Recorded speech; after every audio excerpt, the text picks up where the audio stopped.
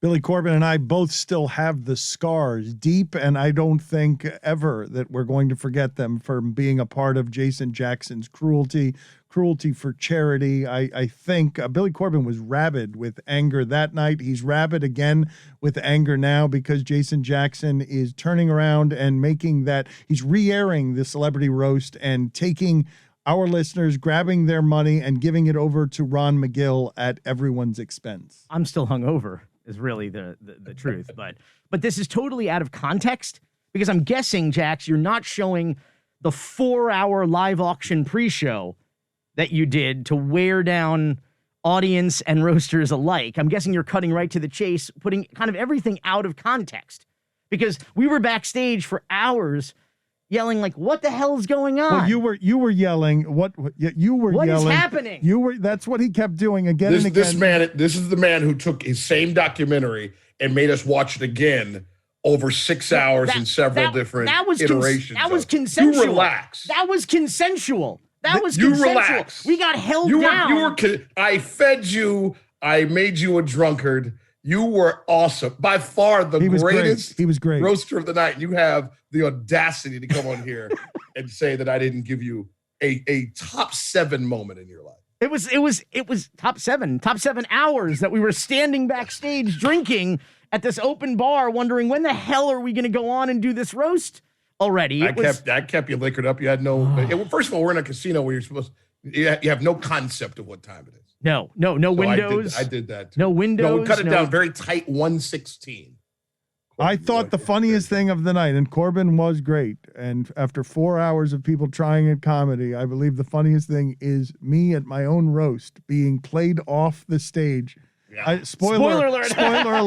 Spoiler alert. By the band when I was just getting to the 6 minutes of like the end of the fireworks show, the stuff that we were really going to bring the house down with, I was played off the stage, and then the nightclub was turned over, and we realized in minutes, and it's because Jason Jackson and this CEO of Sheets and Giggles, Sheets and Giggles, my sworn enemy that you were calling the comedy kamikaze. You were. Oh yeah. Yeah, man blew up the roast. Like blew it up. Like got on stage and paid every dollar to do so. Oh my God. And I understand paying a lot of money around here. My understanding is he had 5 minutes. Is that my understanding? He had 5 minutes. He was instructed that he did. The roasters had 15 minutes, and Dan had 30 minutes. It's unbelievable. And he went for an hour. He did an hour of. How long was he up there with his 5 minutes? Context 23 minutes. We did time it. He was up for 23 minutes. I will tell you that is the longest 23 minutes of my life. Billy Corben was told you got to keep it inside of 15 minutes. I didn't. Billy, did you not get the awesome eucalyptus sheets? Aren't you? I didn't get any sheets. They're good sheets. Yeah, well, that somebody got a little 5-finger discount on your sheets. I didn't get any sheets. You're supposed to get sheets. Maybe I'd be a little less bitter if I had the eucalyptus sheets. They are good sheets, yes. I mean, I think we can get him some sheets. The backdrop really is, we were in a nightclub that needed to become a nightclub, and we had a hard out at 11. And because of the glorious offerings of the CEO of Sheets and Giggles, young Colin McIntosh, one of the great Macintoshes, I believe, behind the computer in the Apple. The actual Apple. What does that mean? One of the great Macintoshes. Behind the laptop and the actual Apple. Yes. Second only to Granny Smith. What are you? Who continues to support all the efforts of Jack's Fan Foundation. So if the listeners can just understand what Jax just said, there was like 2 hours of that before we got on stage of just that nonsense. Of just Billy, nonsense. It was literally like 40 minutes. It was not 40 minutes. It was not 40 minutes. It was 4 hours. He was wandering around backstage. The point of it, Jason, this is a lack of gratitude for something you're trying to make so that people can get some altruism and some charity, and all we're doing is berating you. But Billy was the entire time backstage throwing his hands up in the air and yelling again and again, what is happening? What is it? And then Billy got to do his whole set. I wrote some jokes about Jason, but that was actually the highlight, is that I got to write more jokes about Jason backstage. You were harsh, and it was irresponsible. Oh, sure. So now just Do show that- it to that everybody. harmful to I to my thought we were character just- and my body shape. There was a lot of body shaming. There was so much body shaming for the both of us. But what do people need to know, Jason Jackson? You've done a nice thing. This is a kind thing to raise money in the name of cruelty. And here you're repurposing it so that Ron McGill, all of this goes to the foundation. Yeah. So what are we doing tonight? What is the thing that you're putting together tonight? Yeah, the wonderful thing that we're going to do is something that frightens me, quite honestly. I've never done this before. Is we're going to get together on a Zoom. Folks just go to Eventbrite and they can search you or search me. The or go episode into- description will tell them where it is that they can You'll go. let them know. Awesome. And they buy their ticket. They'll get their link. They'll come in. They'll sit down. And according to Billy, it'll be awesome, awesomer, if you will, more awesome than the actual night, because it's just an hour and 15 minutes of the actual jokes from Ron to Billy to Gene to you. It's you guys are fantastic. I thought Ron was hilarious. And a little bit about behind the scenes info that Jax doesn't even know is that backstage, Ron was looking at all of us, Gene and Dan and I, wandering around, not stressing, but like. No, he was terrified. He was trembling. He was trembling. Well, We all had notes. we were That's what buried. freaked him Yeah, out. buried in our notes and taking notes and rewriting shit and going over our scripts. And Ron's like, "You guys have scripts? You guys wrote stuff?" And we're like, "Have you ever seen a roast before?" And Ron goes, "No, He didn't I've know never what seen he a didn't roast." know what a roast was. Yeah, so Jax, you're hearing that for the first time. He was I had no trembling idea. because he got scared because he saw that me and Billy had because writing And Gene, Gene's a pro. writing funny is hard. And yes, excuse me, Gene, a comedian, writing funny is hard, and all three of us were looking again and again at our notes, and he hadn't prepared at all for the test, so he had to wing the whole thing.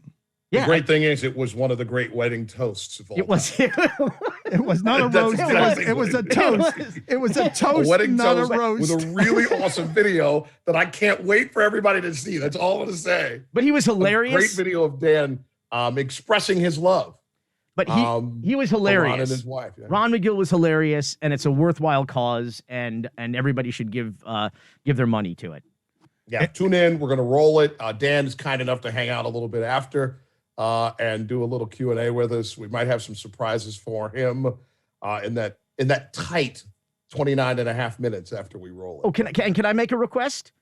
Please. Can Dan do at least some of the rest of his roast that he didn't get? He doesn't have to do the whole, I don't know, 9-10 minutes, whatever it was, but like, can he do some of the highlights? I gotta find it. Some of it was based on your hair and was visual, right? Because Oh, we had it a was whole really montage. There was Oh. a killer I line there. still have those. I can bring them up. There in was the a Zoom. killer line there. It was a picture of Billy and Roger Ebert, and there was a killer line in there where you were From Sundance in like 01? Yes, well, yes, and yes, and I just got to find all the notes because this I don't know what it was for you, Billy, but this I was surprised that you volunteered or you accepted the offer to do it because it's work. You're very busy, and the writing of jokes is hard. So hard. It's so hard. It's stressful. I mean, you saw Ron melt down when he realized that we had actually prepared for this, and it was stressful. I put in a lot of a lot of work for weeks, and for weeks there was so much material that hit the cutting room floor. I'd like to hear the jokes you were going to make that Adam McKay wrote for you because I cut most of those at the end because I was getting played off. he had a comedy writer for a generation he summoned to weaponize, and he cut the material. Well, I saved them for the end because they were so good. That's how good Billy Corbin's material was that he rejected most of Adam McKay's writing. I ran out of time. Unlike Dan, who just, evacuated the facility, Billy hung out the next day, came by the Jack's Banna, as we like to call It was it. fabulous. And I said to him, maybe one of the great compliments of all the roasts, he was a Tommy gun of comedy. Yeah, he was great. That man just rat-a-tat-tatted the whole room, dropped his little Tommy gun, and walked the bleep off. Yeah. It was phenomenal. Well, he got played off, but it was phenomenal. All right, Jax, thank you. One more time, the people, if they want to get it, it's fairly easy. And 100% of the proceeds, you're doing this as a gift. Every cent, particularly on this fantastic Wednesday rebroadcast. We call it the LeBatard remix of the Jack Celebrity Roast Volume 4 featuring Dan LeBatard. Everything's available in any of my platforms inside the profile. You can search it on Eventbrite. We'll see everybody on the Zoom. and it's going to be a blast, and you better not bring your kids. And let me just say, anyone who missed it, you got to be there. Jax throws one hell of a party. So in the future, if you have an opportunity to buy a ticket and be at one of the Jax roasts, just do it. The link Just have nothing to do later. The link is in the description. Thanks, Jax, for doing all of it. And again, all the money, that's a tax-deductible donation as well, correct? That all the money goes to just Ron McGill helping the animals. Jax, thank you for what you do. Thank you for spending this time with us, buddy. All of you here, except for Roy, stay black. He already is. Thank you, buddy. I do not know where Billy Corbin and Mike Ryan are right now in the conversation or the argument about the billionaire Ruiz that is not Mike Ryan Ruiz. I don't know if we're believing what it is. El Senor Billionaire Booster is selling beyond Coral Gables Stadium. He wants very badly, Billy, to be an influencer at the press conferences. He's shaking hands. It's rare for a lawyer to want this kind of attention with billionaire money. You are skeptical, and I don't think Mike Ryan is as skeptical as you are. Okay. That is Billy Corbin at his eloquent best there. Good job, Billy. I appreciate you not taking the bait. See, even Billy knows, Dan, that this is someone you want to keep close for the good of the you. And it does nobody any good to just dismiss him because of, what the history of wealth is in this general region of the world. Let's just hear the man out, have some big, bold ideas, and go from there. He's trying to help, Dan.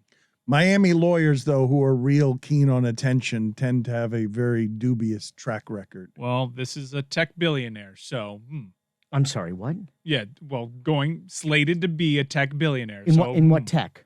What tech is that? Well, it taps into his law background, but... What tech? He coded something? He created an app? Yeah, there's an algorithm business? that, seizes on what some might label as bad payouts from the government. You sound like Francis Suarez right now. No, I didn't say bro, and I didn't say bro once. Talking about things that you have no idea that someone just said in your ear, and now you're saying it out loud. Just trying to keep it digestible for you and Dan and the audience. Yeah, keeping it simple. Very in the simple billionaire. I want to stuff. get in the weeds here, but let's get in the weeds. Look, John Ruiz and the Ruiz family. This is a great American tale of someone making the most of themselves in this country. This isn't a generational wealth situation here. This is someone that rolled up their sleeves and got things done, and they plan on doing that with the University of Miami, and I plan on being there helping potentially guide through influence. I respect his I appreciate his generosity and the spirit of his generosity, the idea that he's been able to get success and make something of himself in this country and wants to share that wealth with well said, Billy. Thank you. I appreciate that a great deal. There isn't any more he has to say. Where I think the mystery remains is the shall we say provenance of said wealth. And for the moment, it's my understanding that despite the fact that he currently self-identifies as a billionaire, he is actually in fact a future billionaire. Yeah. Is that right? This is not a revelation.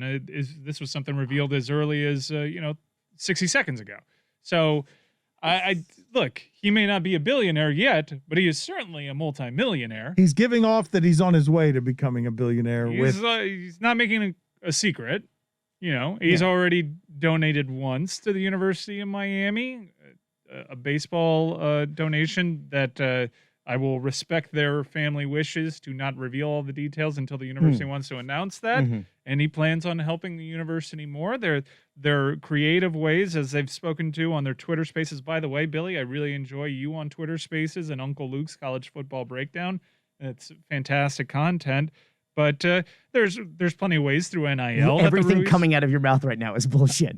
I can smell it through the glass. No, I think Mike actually probably likes what you and Luke are doing for the University of Miami. I don't think that was insincere. No, Twitter Spaces and college football, they saved each other.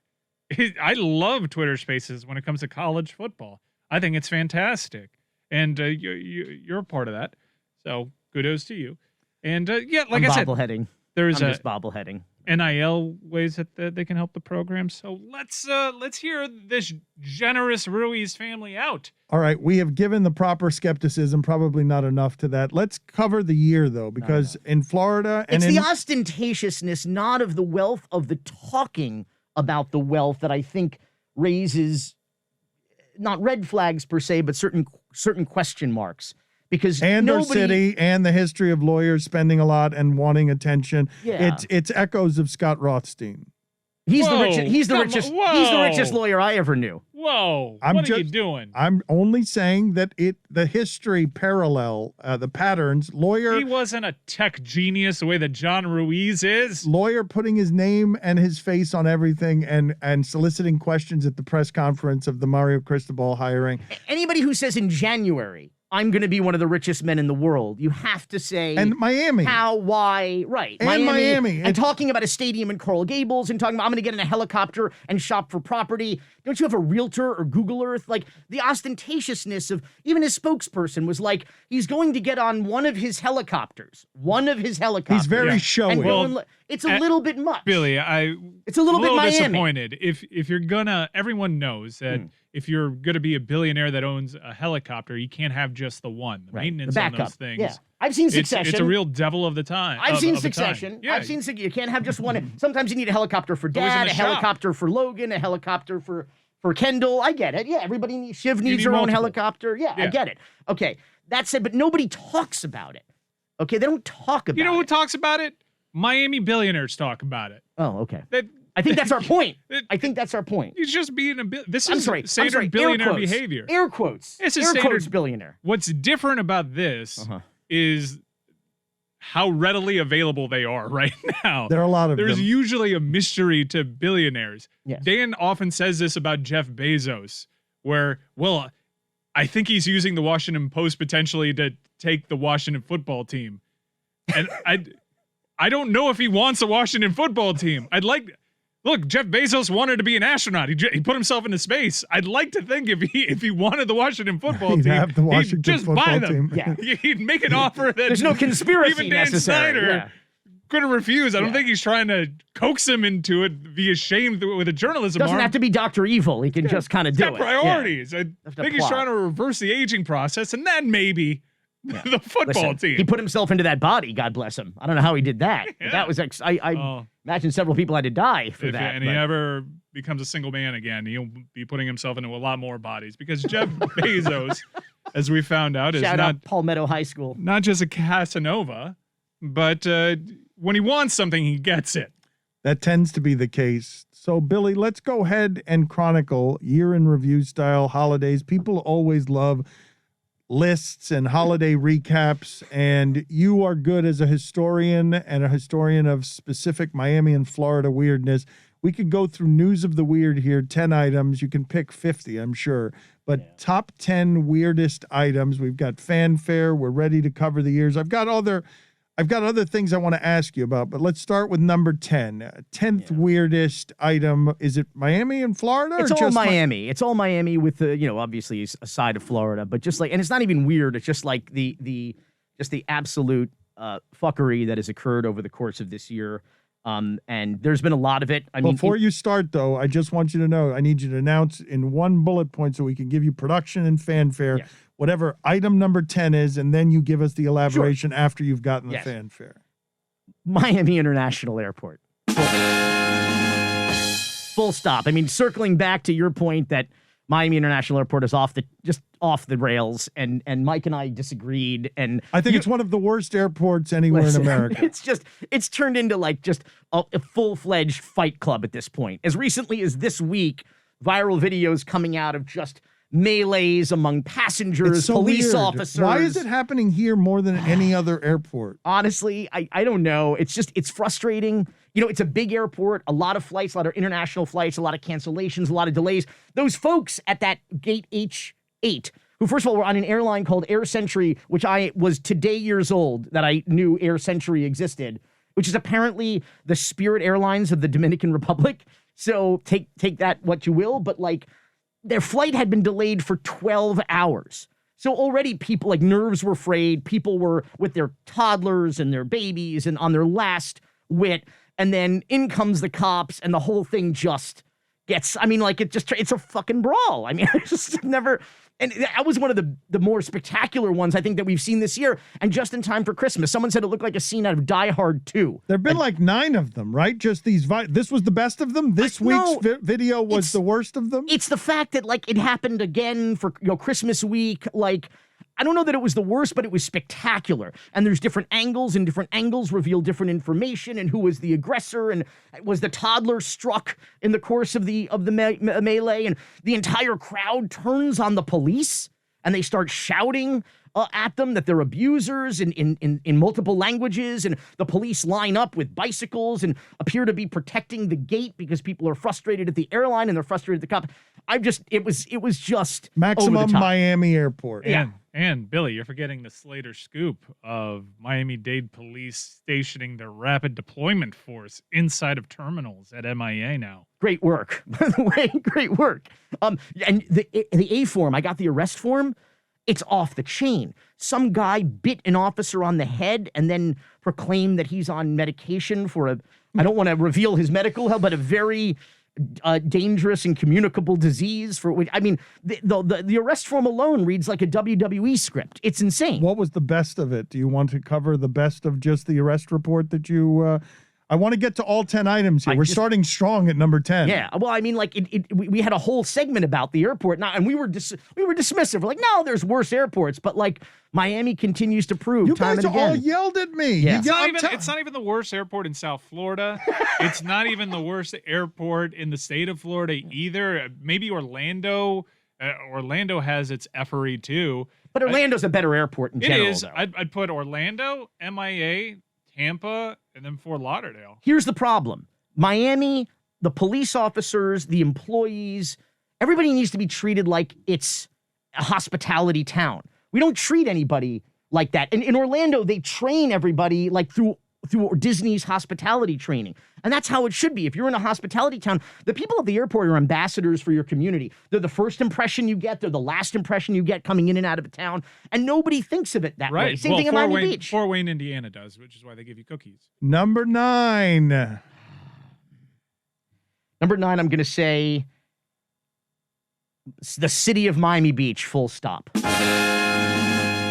In every corner, corruption reigned supreme in the state of Florida over the past year plus.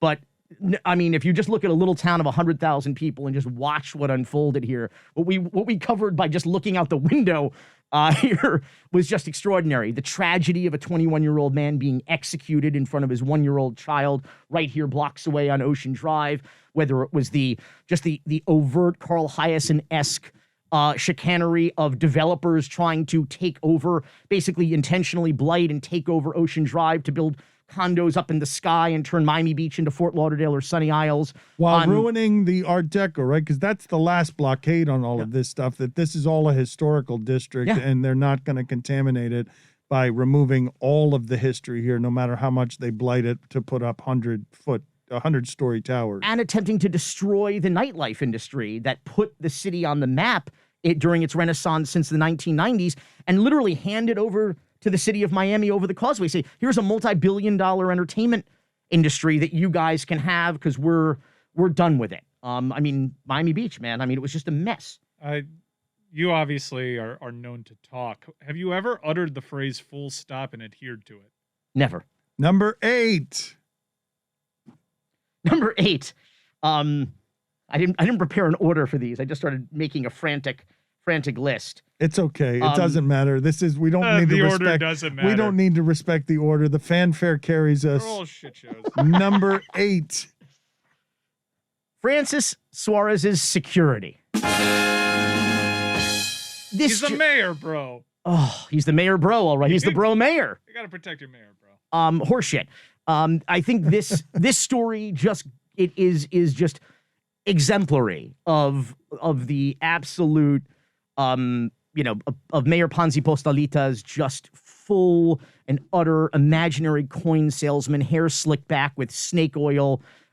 He's a con man. And so nowhere is that more exemplified by the fact that unprecedented, never in the history of Miami have we had a mayor with no known threats spend over $1 million in taxpayer money every single year to provide 24/7 security to his empty house when he's not there, provide security to him on international trips when there's no threats. No other mayor in the county, including the county mayor, has this kind of security. Well, Billy, it's totally gratuitous. He takes 3 police officers off the streets every single day that should be protecting and serving Coconut Grove. They go and they watch his empty house. It has destroyed morale in the police department. It has been allowed to go on for far too long, and it is contributing to crime and people's lack of faith in their government and police department. Mike, why are you making faces? There's never been a mayor in this country's history that's been empowered to call for airstrikes on foreign countries. On Cuba, so yes. I think with when you apply that context to it, special circumstances. There's nothing you can do more when there's SOS Cuba than drop bombs on this country. And Francis Suarez went on TV this year and called for airstrikes on Cuba, which is you know insane. what? Excuse me, I forgot about that. Thank you for That is reminding us. Such a great sentence. I forgot about Put that. a little That's respect right. on his name. Number.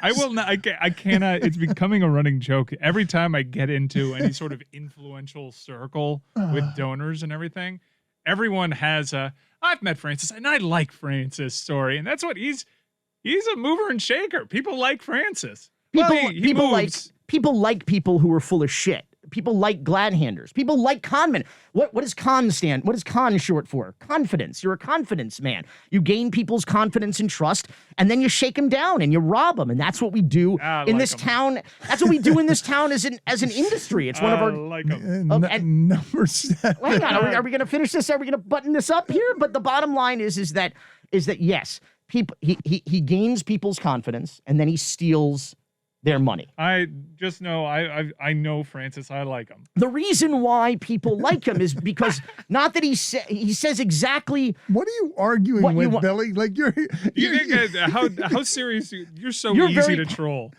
I know. I want to get all these points out. Really, this is just. He's harmless. this He's is- doing his best. this He's trying is- to put Miami back on the map. Bitcoin, baby. This is just a way for me to. Airstrikes. Come on, man. This is a way for me to get this all out. This is just. Go ahead, Detail. finish. No, Go ahead and finish. The bottom line is that people. It's the reason why he has captured the imagination of the crypto bros, because people don't want somebody who is going to tell them what they want to hear. They want somebody who's going to say what they want him to say if the price is right, and that's why. I mean, that's what you're doing for the Ruiz family, and that's what Francis does for the people who pay his. Francis has 3 private sector jobs, and we pay $1 million a year for his security. It doesn't make. Hardworking man, and you're holding that against him. That's exactly our imaginary coin salesman. Number 7. Jesus, roll me at number 7. Number I'm 7. running out of things already. And a couple full stops. You're out of things already? No, I Biscayne Bay pollution nightmare. Oh, this is the manatee thing is making me so sad. Just these starving manatees, and oh my God, go ahead. But that's just the start of it. Yeah, it's mostly as a result of the construction. Just these massive construction projects occurring on the bay, some of which is being done by the FDOT, by the way. It's the state of Florida that is actually polluting a great deal of our bay. It's destroying swimming, it's destroying boating, it's destroying habitats for protected species. It's infuriating. It really is. And they don't do a damn thing about it. You see people have been taking video from their condos and on drones of these pools. You can just see where the water, the shit in the sediment is just spreading from these construction sites into the water. And that kind of dovetails with number 6, which is well, I certainly should be higher, but the tragedy of the Champlain South Towers is dovetailing with this construction, because what we're seeing is this waterfront construction on decaying, particularly in the city of Miami,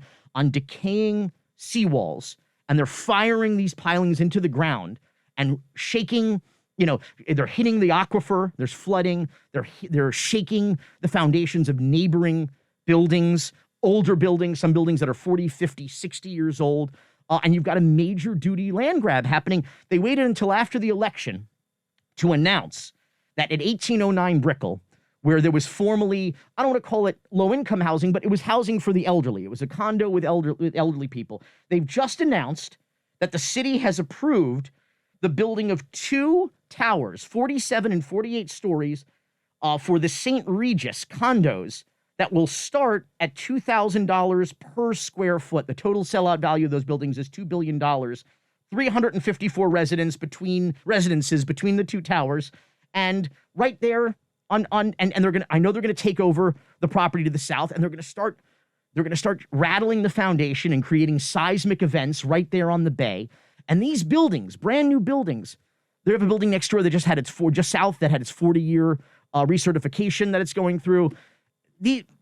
None of these buildings are long for this world. They're all going to eventually be artificial reefs. And I don't think that the government and the architects of some of these and the developers of some of these are behaving in the most responsible way, as we saw with Una Residences. So that kind of compiles my six as well. Well, tell people, I mean, the Una Residences, for those of you who do not know, you basically have just completed structures that are flooding already at the slightest rains, where the elevators that are brand new are filling with water and the garages are filling with water. And that's not in the event of a cataclysmic event.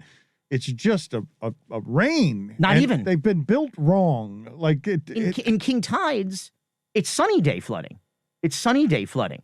I mean, there doesn't have to be a drizzle. And in fact, now what I'm seeing is in some of these first floor parking lots, not even underground parking lots like they're trying to build in Una. It's just so dangerous, Billy, that I don't even understand, even by the corruption standards and the malfeasance standards of this city, I don't understand how something that irresponsible can be possible with the way the climate and the world is changing, to build something that has no chance from the very start based on just the water that surrounds us and the changing tides that threaten to engulf us. It's a gamble. Corruption's a gamble. It's a gamble that you're going to take the money now, they're going to build these buildings later, and even later than that, they're going to fall or they're going to flood. Meaning, by the time that happens, you're kind of off on your private island, living off of your ill-gotten gains and your corruption. And, who's responsible for the Champlain South Towers collapse? Those people are long gone. That government is long gone. Those developers are long gone. Those construction contractors are long gone, except for the possibility that the development to the south is now being accused of creating these seismic events that further damage the southern wall of the building that led to its collapse. So, which is what's happening every single day in the city of Miami along the bay. We don't have the infrastructure for all this. Before we get to number 5, you had a Twitter beef back and forth with some of these tech people who are talking about, does Miami have the infrastructure for this? It's absurd to think that Miami has the infrastructure for any of the growth that it's taking on right now. Yeah, we're in a peninsula. We have a finite amount of, and a peninsula that is home to one of the most extraordinary and rare natural environments in the world, the Everglades. And so within that peninsula, we have a finite amount of finite space within that peninsula. And we have a finite amount of fresh water. And these developers keep, breaching the aquifer. We have a finite amount of land that is sufficiently safe to develop on, as we keep learning the hard way. And we don't have the education, we don't have the schools to feed these tech facilities, which doesn't even matter because they're not actually hiring anybody locally anyway. Everybody's kind of working remotely. And really what this just is, as we know, is a real estate hustle so that rich people can buy second, third, fourth, fifth, and sixth homes, luxury condos and houses on the water. And as long as there's a market for that, then there will forever be that tax haven, that money laundering hub, and that sixth borough of New York. The problem is that when they knock down buildings like this 1809 Brickell that have housed elderly people here, and not affordable housing per se, but like I said, low-income housing on the water, they're building the kind of luxury condos that we don't need. That's not the housing crisis that anyone is talking about right now. No one's saying, oh shit, where are the millionaires and billionaires going to go? That's not a problem because they can afford to buy anything and everything in this town. The problem is that rents have risen higher in South Florida, in Miami, than any other city in the country over the last year, 30% and more. I have one guy who showed me he got a letter from his landlord saying that he's going to double his rent. I've been appalled at friends kicked out from one month to the next with increases in rent that are totally appalling. Thousands of dollars I didn't know that Florida didn't have rules that didn't allow you to do that to people. That seems deeply unfair to make somebody who's paying thousands of dollars in rent move out from 1 month to the next because you're raising rent to some ridiculous stratosphere. There are Democratic lawmakers who have, let's be clear, zero control in Tallahassee, who want the governor to declare a crisis because the housing crisis is a legitimate emergency and they want him to declare it. Number 5. Adios mio. I'm going to say number 5. I liked Mike's production there of not hitting the fanfare on Champlain Towers. I Well, can't believe that Champlain Towers is number 6. How weird does your year have to be for towers falling down being it was my number 1. The thing is, we were already talking about an affiliated issue. Not to mention, I didn't want to end number 1 on an absolute tragedy of 98 people. Understood. Perishing. Good work. We could have talked this all out beforehand. You could have put together a list that had some of this and some structure. But we're going to keep it moving, and we're going to go to number 5. And it doesn't matter if your list has integrity. It's just this is a super, super weird place and a super, super weird year. Is Tuanon on there? What is it? Tuanon. No, Oh, you missed out.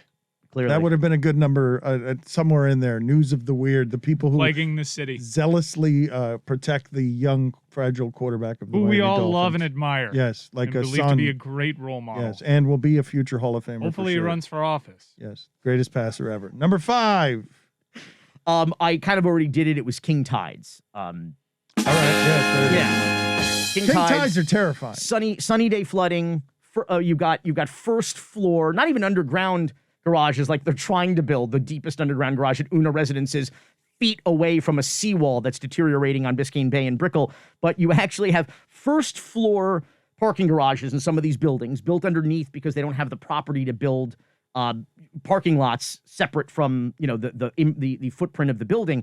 They now have signs in there like area prone to flooding inside these first floor. You have to parking laugh lots. to keep from crying. Yeah, You have to laugh. I don't live there. I mean, what's the when I found that crab in my toilet, someone said, I got to admit that's pretty funny, and I said yes to paraphrase Mel Brooks.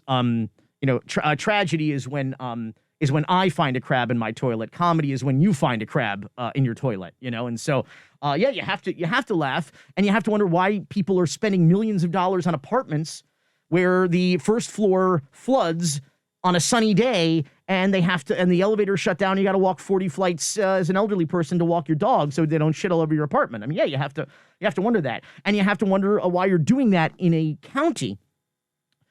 3 of the deadliest structural collapses in the last 10 years in the United States have happened in Miami-Dade County. So why are you moving into a building that first floor floods every day? So one has to ask them. No fanfare necessary. Can you explain to King Tides to people? Because I get scared, and this is even before I got the recent fear that plagues me always about the climate change that is going on and the catastrophic weather events that we're having. But I get scared all the time about how high the water is around here during King Tides. Like, that just makes it clear that we are going to flood very badly here one day if bad weather event comes here. Yeah, and then there's this. Have you heard about the Doomsday Glacier? Yes. In Antarctica? Yes. And I love that they describe it so in vivid terms. There's a glacier with the size of Florida. They specifically say that it's the size of Florida, which is particularly appropriate, that is going to collapse. And that one event in and of itself, that melting and collapse of the glacier, could raise coastal sea level rise by 2 feet. You go out there right now and you tell me that we can withstand a sea level rise increase. No, like and that at 2 scientists feet. are afraid that might happen in the next 5 years. Yeah. Bunch of airplanes and helicopters. For who? You're going to get on With a Ruiz. bunch of hooks. Y'all put the hooks inside that glacier once it falls down, and you plop it right back on top of the South Pole. That's why Bing, he's bam, sucking up. boom, we're all good.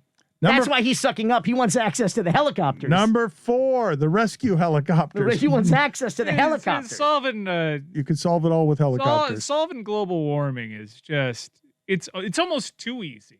Number 4. I'm just going to say the greatest disappointment of the year, Miami-Dade County Mayor Daniela Levine Cava. is not. Wow. You voted for her. I not you only told voted, me to vote for her. By the way, I stand by that. Our job in a democracy is to pick the best candidate in a race, which, by the way, even now, in hindsight, she was the best candidate in that race. But what our job is after that, our responsibility is to hold them accountable. It's not a cult. We don't just say, I supported this person, and now whatever he or she does, I'm going to get behind. Obviously not. She blew it right out of the gate by hiring Jimmy Morales as her COO, and it was kind of all downhill from there. And as we've seen most recently, I'll skip a bunch of what happened the rest of the year, where she has disappointed the people who put her in office. Not just me. I'm talking about the people who voted for her, everyone. What we've seen in Calusa and what we've seen, I get angry about everything, but Ron McGill is, has a longer fuse than I have. And already Calusa is filled with betrayal. Already Ron McGill has to be watching. McGill is even more pissed than he was before because they're clearly tearing down everything that they were supposed to protect to make it look like it never existed as a bird sanctuary to begin with. Exactly what we feared. This playbook, if you will, this developer's playbook of buying the politicians, getting what they want, the politicians making a big theater and a big show of we're going to have strict environmental oversight, yada, yada. And then they start knocking down trees without permits. And then they get a fine. It's like a $510. I mean, that's like a parking ticket for guys who are going to make billions of dollars off this development. So they pay that. And what they're doing is they're required to do certain environmental surveys and studies about the wildlife and the endangered species and things that are there. But what they're doing is they're slowly destroying the habitat, kind of one tree at a time, paying these fines, which is a slap on the wrist, so the county gets to say, see, we're doing oversight. But then what's happening is they're going to go in and do their surveys, and they're going to say, well, see, there's no animals here. There's no animals here because they've already destroyed the habitats and they get to build whatever they want. Do you have more on Kava here before we move on to our final I'm done three? with her for the year. Number 3. I'm going to say the resignation of Opelika Mayor Matthew Piggott. We have not talked about this at all. Which is not something we've talked about, but has fabulous video. We should roll the video. In the middle, Opelika, first of all, I say this, because they've earned it. Probably the most corrupt municipality of the 34 in Miami-Dade County. This is a city hall that FBI raided several years ago. They raided the city hall, taking out boxes and boxes of files on carts, and it wound up arresting commissioners, arresting like the relatives of the mayor, arresting a former police officer who became like the strong man lobbyist who ran the whole city. And so Opelika has been just rife with crime. One of the most, who they call the most corrupt cop in Florida, who's been like arrested and fired like 17 times, just sheer craziness in the city of Opelika. You had government officials who were extorting residents for sex in exchange for turning their water service back on. I mean, just outrageous criminality in Opelika. And we're supposed to be in the next generation of Opelika. They're cleaning up their act. They're hiring some new staff. And this young mayor, who is supposedly part of the resurgence of Opelika, stood up in the middle of a commission meeting just a few weeks ago and resigns. Says, I will not be a part of the corruption that I have witnessed here, and peace out. Mic drop. It was a pretty extraordinary event. Opelika. My God, my entire lifetime, Billy, that to be corrupt by Miami standards. Yeah. Good God. Number 2. The arrest of former Republican State Senator Frank Artilles over his shadow candidate fraud. Maintaining the record that the only election fraud that occurred in 2020 was all done by Republicans. It's just the truth. Whether you have the 3 residents of the villages in Florida who were arrested for trying to vote for Trump twice, whether you have these shadow candidates, it's this whole Republican operation of dark money that Florida Power and Light was actually fueling, pun intended, through multi-millions of dollars in donations to keep the Florida Senate Republican, because the FP&L can literally have their lobbyists write a bill, hand it to a Republican, give them $10,000, and they will just file the bill as it was written by FP&L. So they needed to maintain this this grip on power, and in order, pun intended again, and in order to do that, they would do what they call shadow candidates. These are people who have nothing to do with politics, who are being paid by Republican operatives to put their name on the ballot as a non-party affiliated, an NPA candidate, to siphon votes away from the Democrat. How do they do that? Two ways. First, they send out, even though they don't do any interviews, these candidates, they disappear. They don't do any interviews. They don't do any debates or discussions. They simply send out mailers that are financed by these dark money operations, which are PACs and political committees who have anonymous donors and then donate shit to each other. Our laws in Florida just allow this. There's no laws for campaign finance in this state of Florida. You never find out where this money comes from. And then they finance these mailers that basically say that these NPA candidates are progressives. Their agenda is specifically kind of, just left of center to siphon votes away from Democrats. What they did in Miami was even more nefarious. Frank Artilles, who is this former Republican state senator who got involved in a scandal where he was hiring like Hooters models, like calendar models, to be his employees and travel with him. And then he was forced to resign when he dropped an N-bomb when talking with black colleagues at a restaurant in Tallahassee. He was finally forced to resign. This piece of work, this guy recruits an old buddy of his who has financial problems named Alex Rodriguez. No relation. But he puts this guy in the ballot against a Democrat with the last name Rodriguez. JJR, Jose Javier Rodriguez, the Democrat who was going to sail to victory, this guy. There was no question he was going to get reelected. Everybody loved this guy. And then Alex Rodriguez gets about 6,000 votes. A guy who nobody knew, nobody heard of, lied about his address, doesn't even live in the county, okay? Got paid to enter this race. And Jose Javier Rodriguez, the Democrat, loses by about 34 votes. So there's no question, and they did the same shit last year in Orlando. It's brilliant. It is brilliant. I've got to salute them. It's brilliant. If you are intent on being awful and just winning by any means necessary, it's really smart. And they got arrested. Frank Artilles and Alex Rodriguez got arrested this year. Alex Rodriguez is going to cooperate. He admitted to the scheme. There's fabulous video of that. And Frank Artilles is not going to cooperate. He'll probably get convicted. He'll probably do some time. He'll keep his mouth shut. He won't roll on the people who were behind it. And he'll get out of jail. And guess what? The Republicans will put him right back into business. That's exactly right. Do it. Because Miami. That is a hell of a list you've put together, Billy. And now, finally, to close out the year, the number one thing, even though it's just random and you never put them in any actual order, the number one weirdest thing to happen in the weirdest year of the weirdest city in the weirdest state is... Grand opening, grand closing on Police Chief Art Acevedo. It's unbelievable. His 6-month tenure. That whole story. His 6-month tenure. Here to clean up corruption, finds it immediately, gets fired for finding it. From him being hired, as Francis Suarez said, as the so-called Michael Jordan or Tom Brady of police chiefs, through his trying to clean up the department that he was hired to clean up, to the Miami Mafia coming in, not liking that he was calling out the corruption in the city, firing him, and swearing in his replacement, the interim police chief, by playing the Godfather theme music during that, when because we're all calling them the Miami Mafia, and of course, that's what Chief Acevedo referred to them as and now still, it continues. Ball and Chain is being raided multiple times a week since they've been allowed to reopen. The big show of force, the police coming in, demanding paperwork that the city has had for months and months just to be able to shut them down. And nobody's doing a damn thing about it because the Miami Mafia has won and corruption reigns supreme here in Miami. Billy, thank you. We appreciate the good work over the last 6 months. I've enjoyed really doing this with you. That is a hell of a recap on the year. We will talk to you again at the beginning of next year. Go Canes.